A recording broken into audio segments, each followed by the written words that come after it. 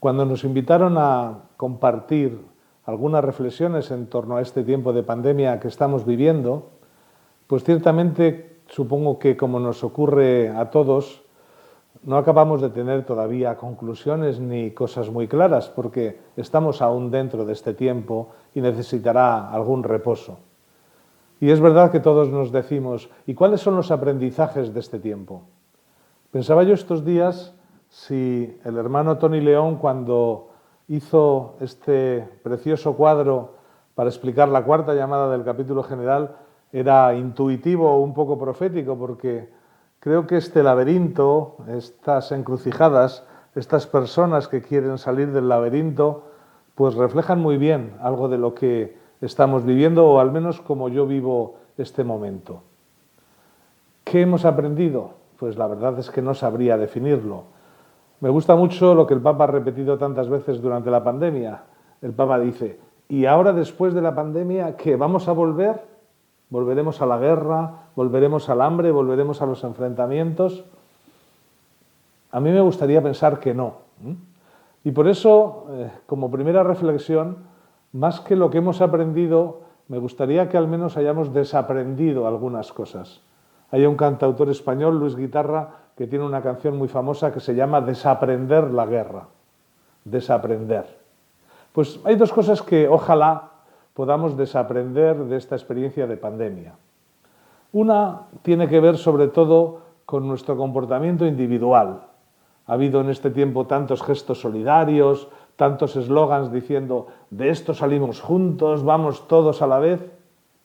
Pero también ha habido mucho de sálvese quien pueda, que cada país, que cada ciudad, que cada persona busquen sus remedios. ¿Seremos capaces de desaprender algo de individualismo? ¿De desaprender algo de nuestro activismo? Hace poco en un artículo ese gran hombre y gran pensador, Timothy Radcliffe, que fue superior general de los dominicos, decía, aprenderé a disfrutar de lo pequeño, a pararme, y sabré que no tengo que justificar mi existencia haciendo cosas. Bueno, pues me gustaría que desaprendamos individualismo y activismo. Y pensando ya no solo en mí, sino también en el instituto, pues me gustaría que también desaprendiésemos un poquito de autorreferencialidad. A veces nos pasa cuando estamos en un colegio, en una obra o aquí en la Casa General. Estamos tan absorbidos por las tareas y las urgencias del instituto que tendemos a mirarnos solo a nosotros mismos. Hace algún tiempo estaba preparando yo un taller de espiritualidad y una religiosa de clausura acababa de escribir un artículo en el que decía, yo no sé definir la espiritualidad, pero sé cuál es lo opuesto. Lo contrario a la espiritualidad es el egoísmo. Y yo creo que este es otro desaprendizaje necesario para mí y para el instituto. Efectivamente, la espiritualidad es no centrarse en el ego, sino centrarse en quien nos habita y quien habita todo y a todos.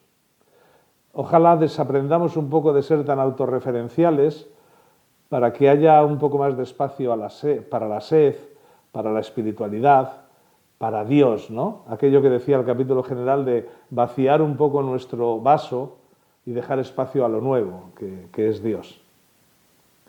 Yo creo que estos son dos desaprendizajes buenos del capítulo general. Y junto a ello, bueno, pues también pensamos, ¿y entonces ahora el instituto qué?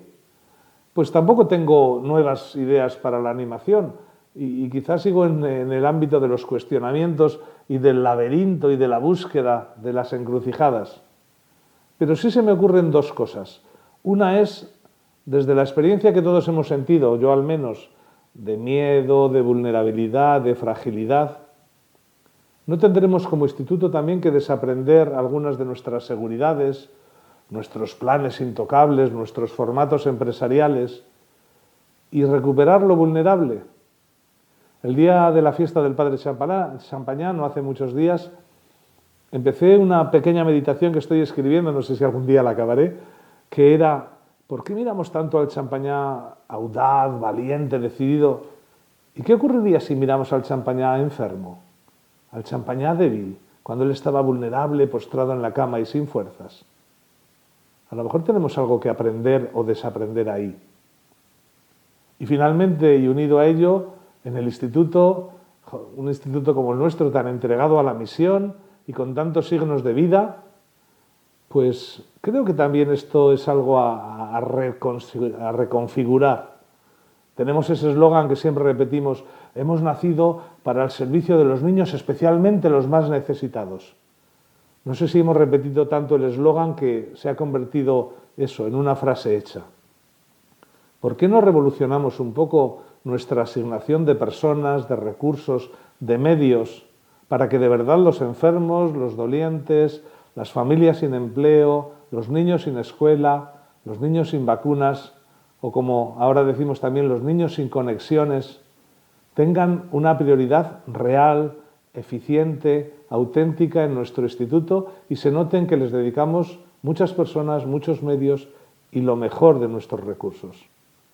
Son aprendizajes y desaprendizajes, y para aprender, pues ojalá que al menos lo que estamos desaprendiendo nos sirva un poco. Y como Dios siempre habla a los débiles y a los frágiles, y nosotros que tenemos un espíritu tan mariano lo sabemos muy bien, pues ojalá escuchemos lo que Dios nos está proponiendo desaprender con esta pandemia.